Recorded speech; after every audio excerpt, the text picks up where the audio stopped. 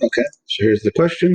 It says a company produces steel rods. The length of the steel rods are normally distributed with a mean of 197.3, standard deviation of 1.5. So as soon as it says that, we can draw our normal curve. It looks like this.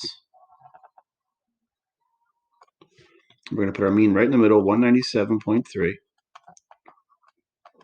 And we'll just note our sigma here is 1.5. So it wants to know for a shipment of 16 rods that are bundled together, find the probability that the average length of a randomly selected bundle. This is a sample. Okay, so when we have a sample, it's going to change the sigma we use. Normally this would be our sigma, but when we have a sample, sigma of my sample is equal to sigma of the population divided by the square root of the sample size. So in this particular case, my sigma is going to be 1.5 divided by the square root of 16, or 1.5 divided by 4.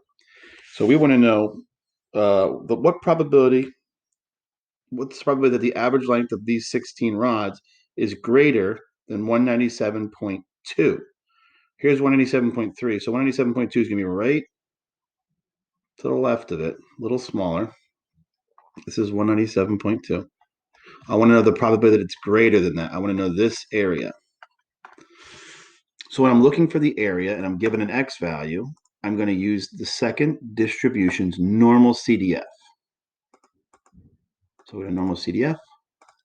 My lower bound is going to be 197.2. This goes on forever in this direction. So there is no upper bound. So I just put a very large number in. My mu is 197.3. And my sigma is going to be 1.5 divided by the square root of 16. Or you can just say 1.5 divided by 4. It doesn't really matter. And your answer is going to be 0.6051.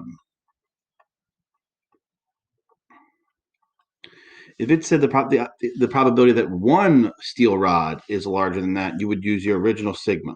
But since it says sample, anytime you're talking about a sample, you have to use this adjusted standard deviation.